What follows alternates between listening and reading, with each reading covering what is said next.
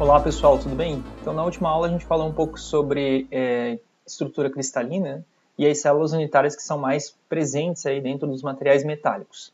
Bom, os átomos, quando eles se organizam no espaço, eles podem se organizar de diferentes maneiras. Como a gente viu até então, existem 7 sistemas cristalinos e 14 tipos de células unitárias.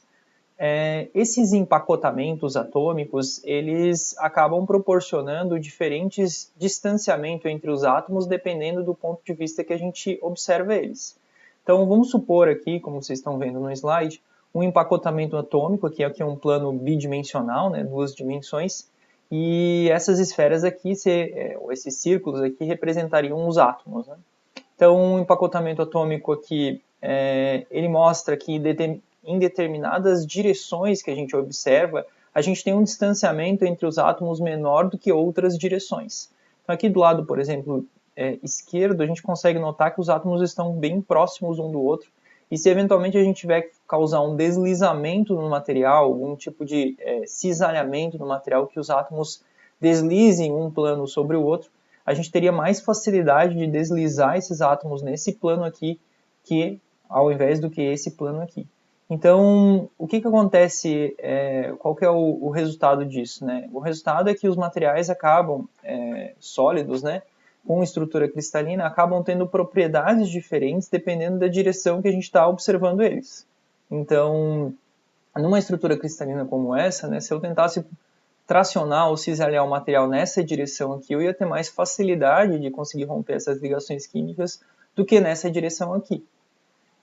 Então é interessante para a gente entender, né, como que a gente se situa dentro de uma estrutura cristalina como essa, como que a gente observa os planos e as direções para entender quais são as propriedades aí que a gente vai conseguir alcançar com um determinado material, né?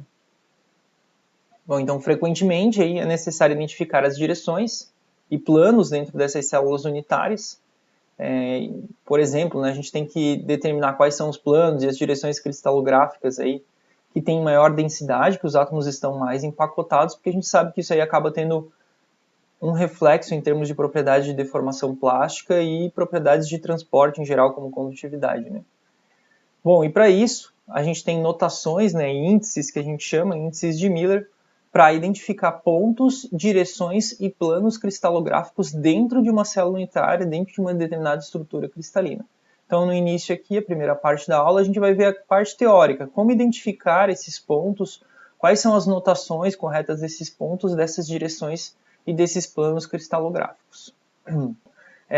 Vale salientar que nossas identificações aí de pontos, de notações, elas vão estar restritas ao sistema cúbico. Então, se vocês, por exemplo, trabalharem com outro sistema cristalino, sistema ortorrômico, sistemas mais complexos, por exemplo, as notações elas se diferem um pouco do sistema cúbico.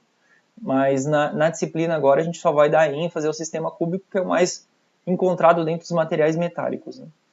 Bom, o sistema cúbico, né, como a gente viu na última aula, ele é um sistema relativamente simples, porque as arestas da minha célula unitária são todas iguais, então aqui o tamanho da minha aresta A é igual ao tamanho da minha aresta B, que é igual ao tamanho da aresta C, então Azinho é igual a B, que é igual a C, né, são todos iguais, e os ângulos internos aqui, eles são todos iguais, né, alfa, beta e gama, a 90 graus, então esses são os parâmetros de rede do meu sistema cúbico. Para identificar um ponto dentro da minha célula unitária, às vezes a gente tem, por exemplo, a gente colocou uma impureza do material e ela se posicionou no ponto 1,0, né? Que ponto se refere a isso, né? Então é difícil a gente fazer uma descrição espacial, né? Não, ela está lá no cantinho, naquele lado daquele átomo lá, né? Então a gente usa essa notação aí para identificar esse ponto. É relativamente simples, tá? Então como que a gente faz essa identificação? A gente pega a origem do nosso eixo de coordenadas aqui igual a zero, né? Então a nossa origem aqui é o ponto x igual a zero, y igual a zero e z igual a zero, e as extremidades do nosso cubo sendo como 1. Né? E eventualmente, se a gente tiver numa posição entre o 0 e 1, a gente tem um número fracionado, aí, geralmente a posição meio ou 1/3. Né? Então, essas são as notações para um determinado eixo. Se eu quero ter uma distribuição espacial aqui desse ponto, né, eu só vou pegar as notações referentes ao eixo x, ao eixo y e ao eixo z. Então vamos supor esse ponto centralizado na célula unitária cúbica aqui, né? Então esse ponto P aqui que ele representa nesse esquema. Se eu for ver a projeção desse ponto P no eixo x, né, que é esse eixo aqui de baixo, eu vou ver que ele não está no zero, não está na posição final que é 1, ele está na posição meio. Então a notação dele em x é meio. Se eu for olhar esse ponto P aqui em relação à minha coordenada y, né, eu vou ver que ele não está no zero, ele não está no 1, ele está no meio. Então esse ponto aqui em relação a y é meio. E no z a mesma coisa, ele não está no zero nem no 1, ele está no meio. Então as minhas notações, a minha notação para esse ponto aqui é meio, meio e meio. Geralmente eu coloco um P entre parênteses e coloco as notações referentes ao eixo x, ao eixo y e ao eixo z. Meio, meio, meio.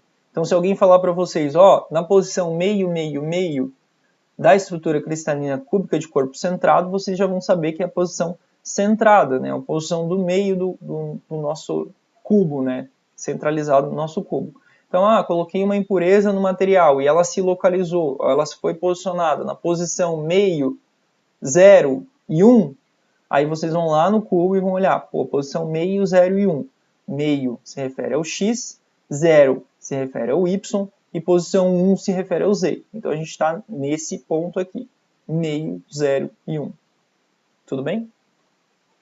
Bom, esses aí são os pontos, né? É relativamente simples de entender, são as coordenadas. Sempre lembrar que os índices aqui desses pontos, eles são sempre igual ou menor do que 1. Então a extremidade que é 1, né? E a origem é 0, a gente está no intermediário aqui, ou a gente está no 0, ou a gente está no 1, ou a gente está no meio desses dois pontos aqui. Agora vamos falar um pouquinho sobre direções, né? A direção é um vetor, né, basicamente dentro da nossa célula unitária, também chamado de índices de Miller. Uma coisa interessante é que geralmente o ponto, né, a notificação do ponto a gente coloca um P entre parênteses e daí as posições referentes a esse ponto de x, y, z. Né? Então A, B, C aqui é o x, y, z. Né? E as direções a gente geralmente faz a notação entre colchetes aqui, né, dos índices de Miller. Então para identificar uma determinada direção a gente usa colchetes. Essa explicação aqui, referente às direções cristalográficas, ela está eu copiei dos livros, né? Isso aqui basicamente é uma tradução do Callister aqui, né? Eu vou ler junto com vocês isso aqui, entretanto eu vou explicar como que a gente faz no próximo slide, né? A direção aqui cristalográfica é um vetor que une dois pontos, e o procedimento é transladar o vetor direção de maneira que ele passe pela origem do sistema de coordenadas, determinar a projeção do vetor em cada um dos três eixos. Essas projeções devem ser medidas em termos dos parâmetros de rede, A, B e C. Multiplicar ou dividir esses três números por um fator comum, tal que os números resultantes sejam os menores inteiros possíveis. Então aqui a gente tem que ter um número inteiro para representar a direção, o ponto a gente não precisava disso. Né? E representar a direção escrevendo os três números entre colchetes.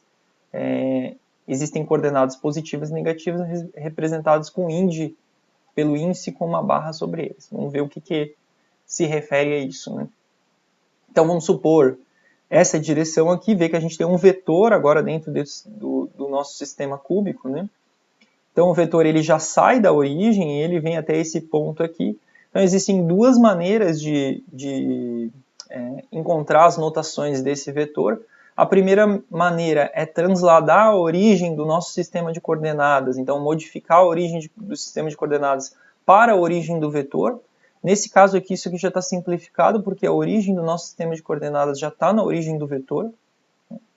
E existe um outro sistema, né, que a gente, aí depois que a gente faz esse translado aí, né, dos sistemas de coordenadas, a gente vai ver qual que é a projeção da ponta do vetor em relação a x, y e z.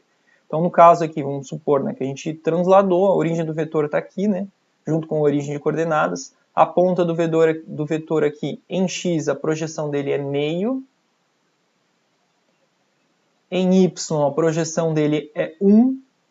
em 0 a projeção, desculpa, em Z a projeção dele, em Z aqui, né? A projeção dele é 0. Então as projeções são meio, 1 e 0. A gente tem que ter um número inteiro, né? Então a gente vai multiplicar todos os índices aqui por um número comum para a gente alcançar um número inteiro. Então eu vou multiplicar tudo por 2 para esse meio aqui virar 1. Então meio multiplicado por 2 vira 1. 1 multiplicado por 2 vira 2. E 0 multiplicado por 2 vira 0. Então a notação desse vetor aqui, dessa direção, é 1, 2, 0 entre colchetes. E existe outra maneira de fazer isso também, já vou mostrar para vocês como fazer, só que eu vou pegar um vetor um pouquinho mais complexo aqui para tentar demonstrar isso. Né? Então, aqui tem um vetor um pouco mais complexo, né? Esse vetor aqui, por exemplo,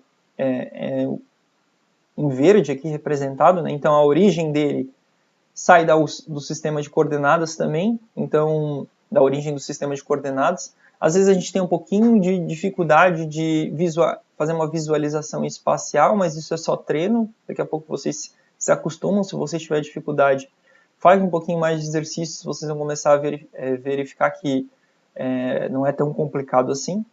Mas vamos seguir a regra aqui para ver se a gente consegue descobrir qual é a notação desse vetor. Então ele sai de 0, 0, 0 e vai até essa ponta aqui de baixo. Né? Vê que ele está saindo do nosso cubo aqui, né? Ele está indo para fora do nosso cubo, só que a origem dele ainda é dentro do cubo. Vamos transladar a origem do nosso sistema de coordenadas para a origem do nosso vetor. Na verdade não precisa, porque aqui já está na origem, né? Então vamos ver qual que é a projeção desse cara em x. Então, a projeção da ponta do vetor em x é essa aqui, então a projeção dele é em 1 em x. A projeção dele em relação a y, né? Então se a gente vir para cá, né? A projeção dele em relação a y é 0. E a projeção dele em z, aqui é um ponto interessante, a projeção dele em z é aqui para baixo, né? Então aqui a gente tem 0, aqui a gente tem 1, ele está projetando em z aqui embaixo, né? Então a projeção dele em z é menos 1. Então as notações desse vetor aqui é 1, 0 e menos 1. Quando a gente tem um índice negativo, né, um menos 1 aqui, para não ficar confuso na visualização, a gente põe uma barra sobre 1 aqui, né? Então, entre colchetes, a notação 1, 0 e menos 1.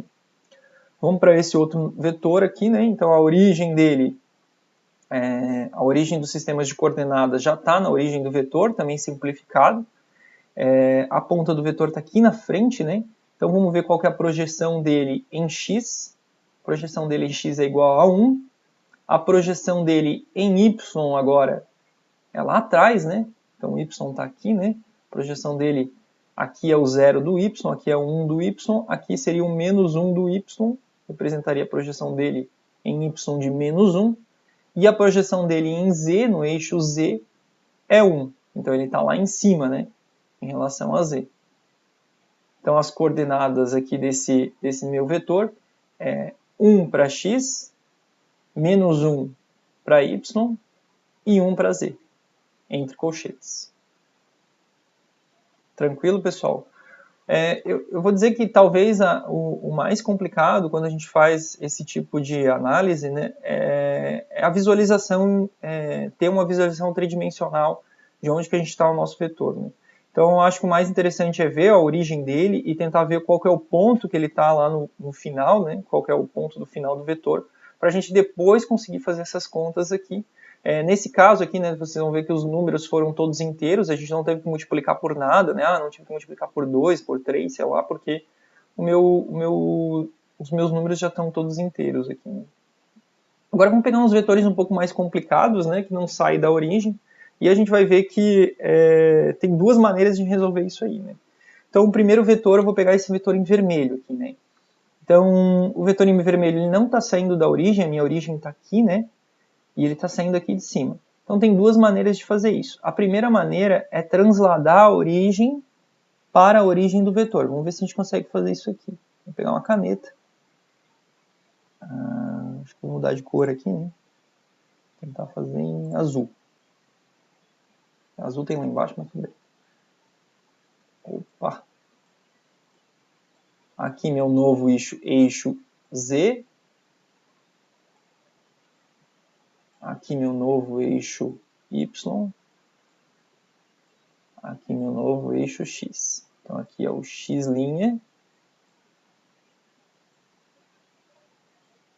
Z', Y'. Então eu transladei a origem do meu sistema de coordenada para a origem do vetor. Então aqui agora é o meu novo ponto 0, 0, 0. Tudo bem? Esse ponto aqui. Agora vamos ver qual que é a projeção da ponta do vetor em x'. Agora a projeção da ponta do vetor em x' é 0. A projeção da ponta do vetor em y' agora, a ponta aqui, é 1. E a projeção em z' aqui é 0. Vou melhorar depois essa escrita com o tempo, tá? Colchetes. Tudo bem? Então esses são os índices desse vetor. Tem como fazer assim e tem outra maneira de fazer também. Vamos ver se eu apago isso aqui. Isso.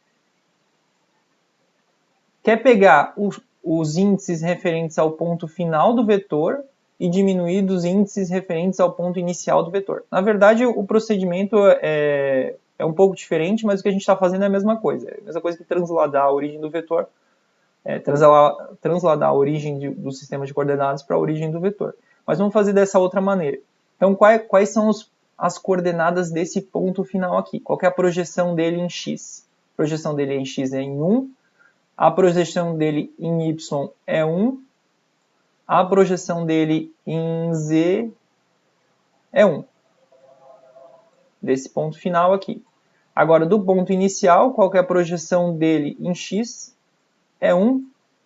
Projeção dele em y é 0. A projeção dele em z é 1. Aí o que eu vou fazer? 1 menos 1, 0. 1 menos 0, 1. 1 menos 1, 0.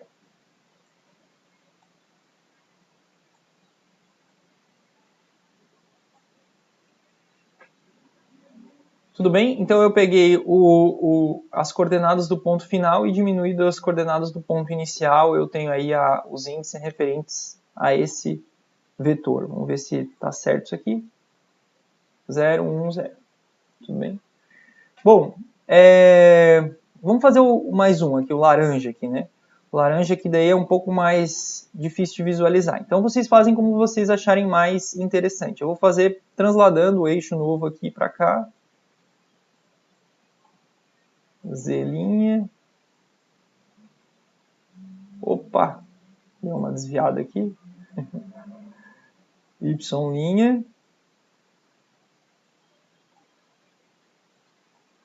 X'. Tá feio isso aqui. Mas vamos lá. Bom, projeção da ponta do meu vetor em x'. Olha que interessante, a projeção dele é lá atrás, ó. Então a projeção dele é em menos 1. Menos 1. A projeção da ponta do meu vetor em y' é aqui, 1. E a projeção dele em z é 0. A notação desse cara aqui é menos 1, 1 e 0. Aqui eu não coloquei, mas o certo é colocar o menos 1 aqui em cima, tá? Então, vou colocar uma barra aqui sobre o menos 1. Não é colocar dessa maneira aqui, é porque eu escrevi aqui e não deu para colocar aqui em cima. Então, mas o certo é sempre colocar a barra aqui.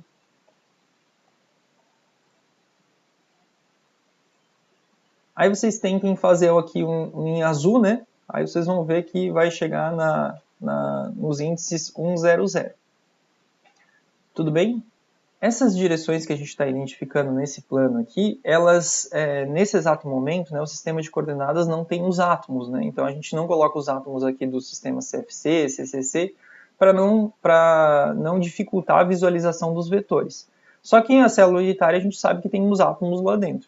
Então com os sistemas de coordenadas aqui que a gente já sabe, né, em relação à direção, aos índices de Miller em relação à direção, a gente consegue calcular o que a gente chama de densidade linear. Ou seja, qual que é a densidade que a gente tem de átomos nessa direção 0, 1, 0? Qual que é a densidade de átomos que a gente tem nessa direção 100 é igual, não é igual para um sistema, por exemplo, CFC, CCC? Isso que a gente chama de densidade linear. Então ali a gente já vai começar a identificar que em determinadas direções a gente tem um empacotamento de átomos maior que outras direções e que acaba que a gente tem propriedades diferentes nessas direções em relação às outras, né? Então eu vou fazer um exercício junto com vocês em relação à densidade linear. Descobrir quantos átomos, qual é a densidade linear de uma determinada direção dentro do meu sólido, né?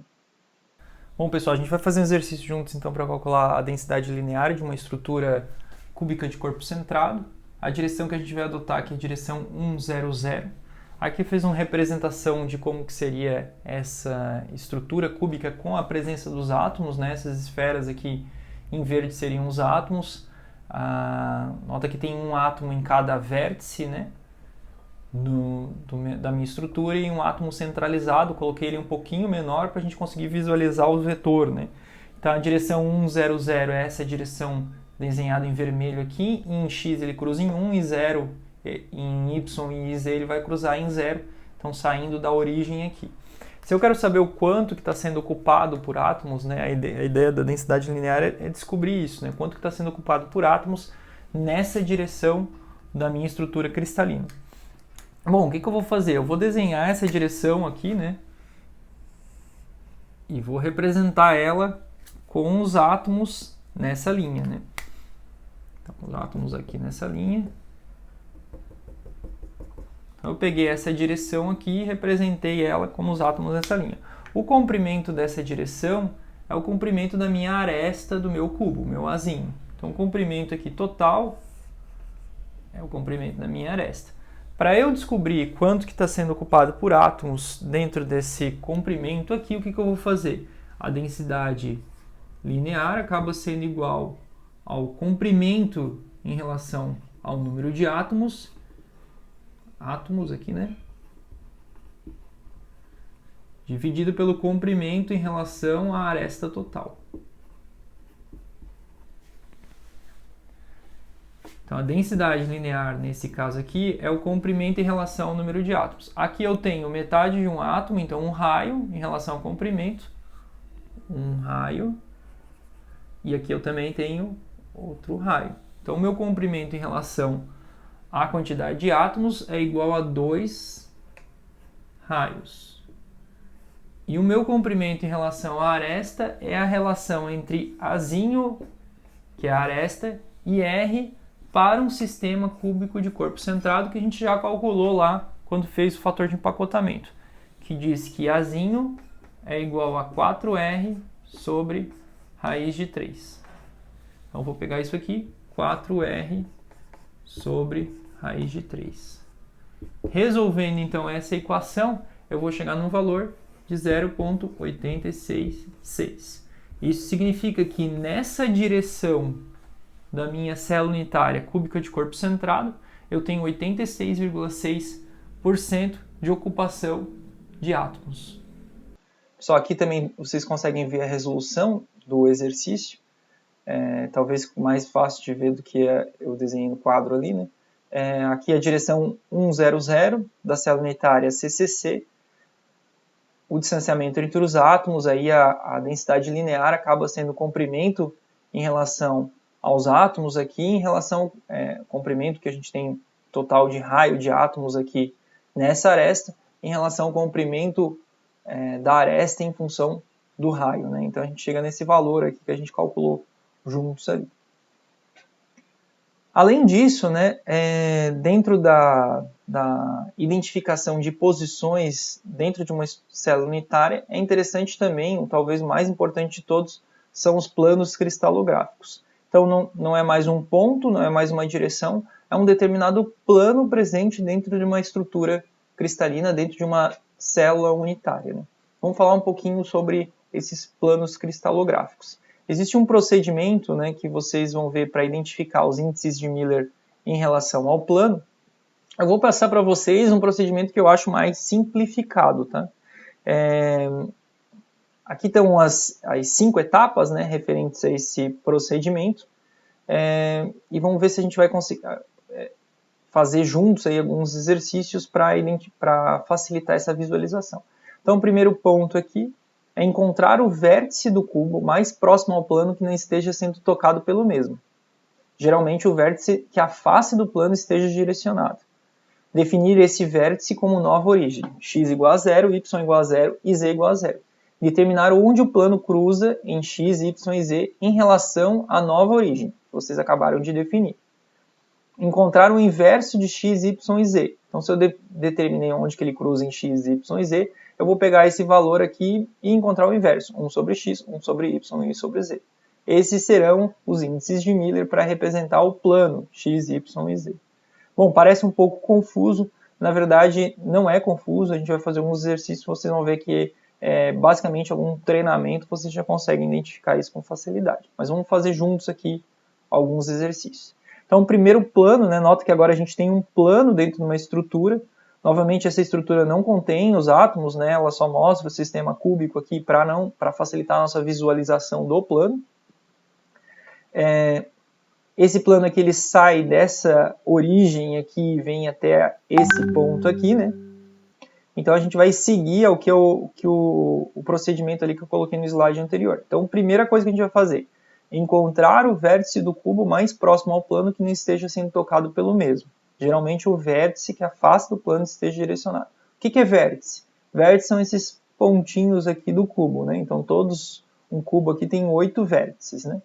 Então, a primeira coisa que a gente vai fazer é encontrar o vértice mais próximo ao plano que não esteja sendo tocado. Então, não pode ser um que esteja sendo tocado. Então, esses dois pontos aqui, ó, esses dois vértices aqui não podem ser. Nem o ponto O da origem aqui, nem esse ponto aqui.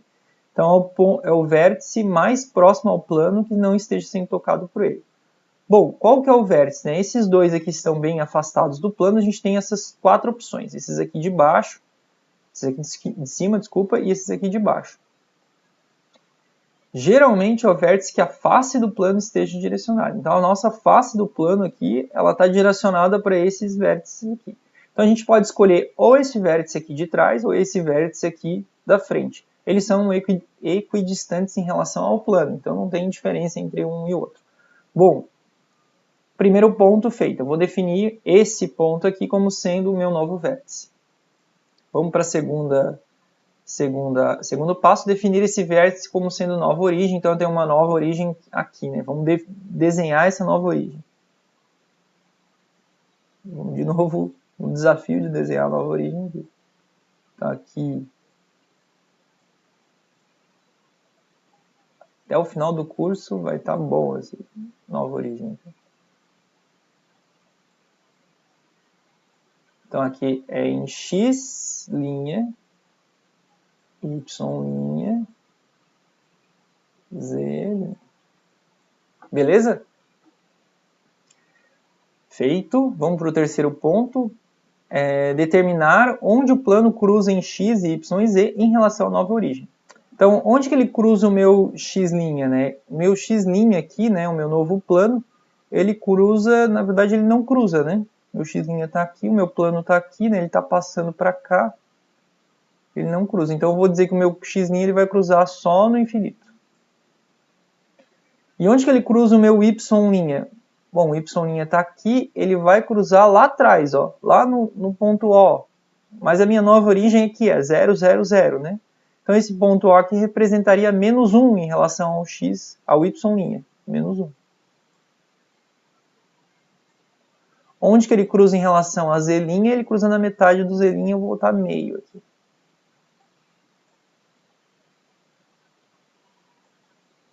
Tudo bem? Então, a gente fez o terceiro ponto. Agora, encontrar o inverso de x, y e z. 1 sobre x, 1 sobre y, 1 sobre z. 1 sobre infinito aqui a gente assume como sendo zero. Limite aqui, zero. 1 sobre menos 1, menos 1. Menos 1. 1 sobre meio, 2. Esses são os índices de Miller do meu plano que eu represento com um parênteses. 0, menos 1 e 2. O menos 1 a gente coloca em cima aqui, né? Novamente eu fiz errado. Coloco um menos em cima aqui. Tudo bem, pessoal?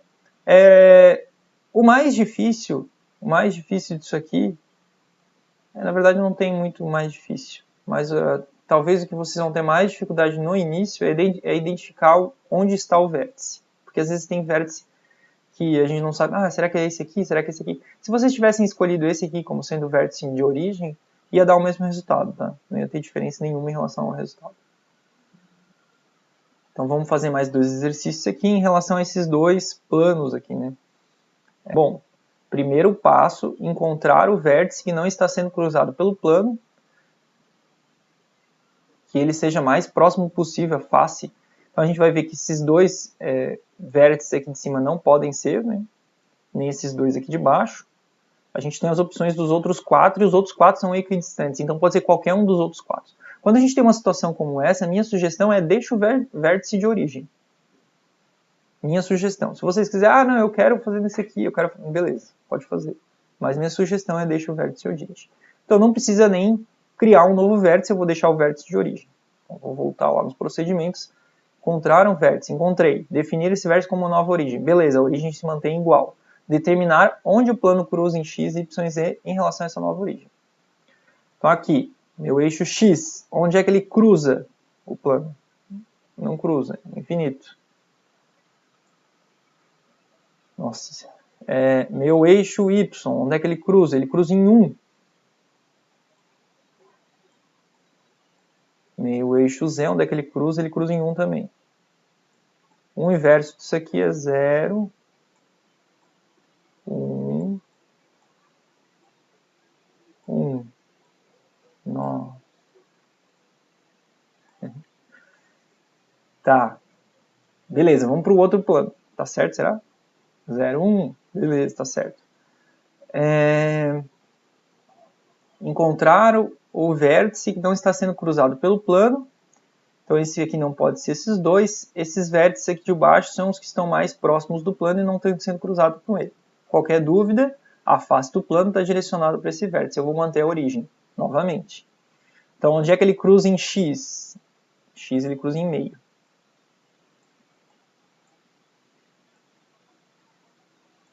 Onde é que ele cruza em y? Ele não cruza em y, ele cruza em infinito.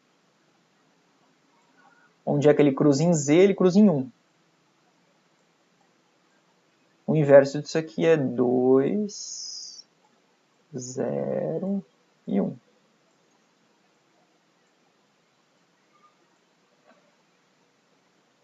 Dois, 0 e 1. Bom, aqui tem vários exercícios que vocês podem fazer, né? Então aqui tem já as respostas e os planos. Só cuidado que esses exercícios aqui, ele muda a origem. Então, por exemplo, aqui, ó, vê, x, y, z, a origem está lá, ó, nesse caso aqui, né? Vocês vão achar esses índices aqui. Nota que aqui ele já está com a origem aqui, ó. Então o cara ele já botou a origem nesse ponto aqui, né? Aqui ele já botou a origem aqui. Enfim, aqui está a origem aqui.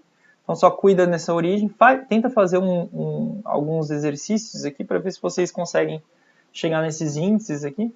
E aqui tem mais, né, planos um pouco mais complicados aí, né, de visualizar. Também, mesma situação, origem aqui, nesse caso a origem também está lá, aqui está a origem. Tenta ver se vocês chegam nessas relações aí, né. E também tem um site, né?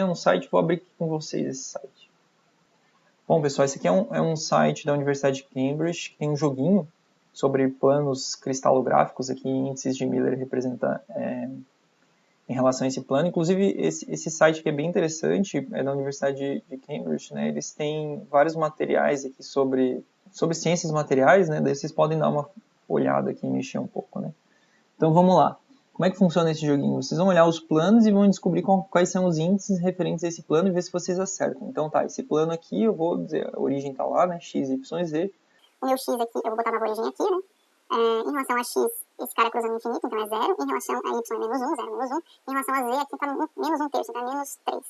Então é 0, menos 1, 3. Menos 3 aqui, vou botar aqui. Aqui, novo plano, em relação a x, vou botar a origem aqui, né? Então em relação a x é menos meio, y é meio, e z é infinito. Então é menos 2, 2, infinito. 0. Aqui, x é menos 1 terço, y é infinito, e z também é menos 1 terço. Então vai dar menos 3, 0, menos 3. esse aqui, x é menos 1, y é 1 e z é meio, né? Então vai dar menos 1, 1 e 2. Inverso, né? Esse aqui eu nem sei onde é que tá o plano, então eu vou pular pra esse aqui. Esse aqui o plano tá aqui, ó. Aqui nesse cantinho aqui. Então esse aqui, o x é menos meio, o y é meio e o z é menos meio. Então é 2. Não, talvez aqui seja um terço, então. O que tal? O x é menos meio, daí dá menos 2. O y aqui deve ser um terço, né? Daí vai dar 3. E o y aqui é menos meio, que vai dar menos 2. Então esse cara aqui só pode ser esse aqui. Eu vou botar o score aqui. Espero que eu tenha acertado. Aí, acertei.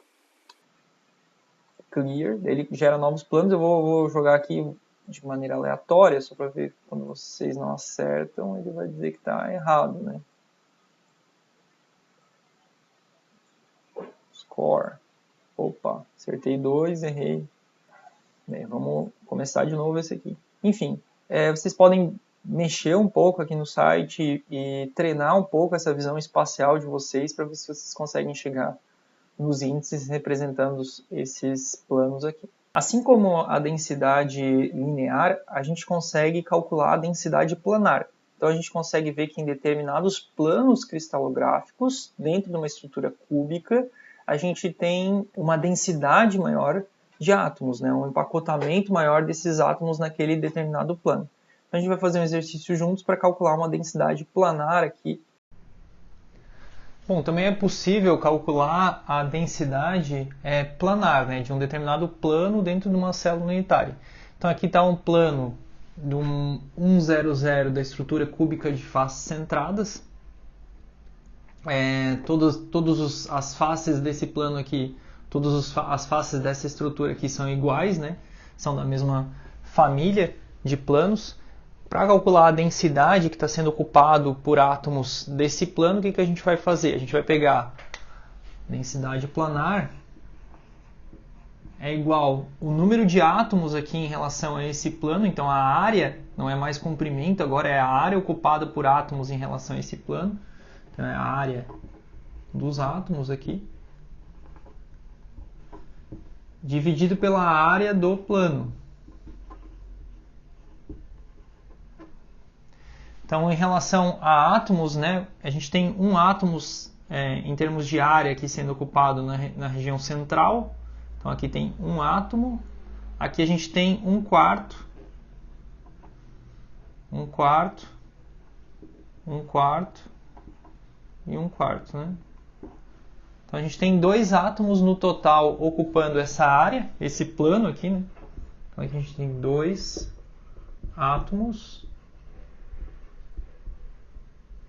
Em termos de área, né, 2 átomos representam πr ao quadrado, cada átomo, né, vezes 2.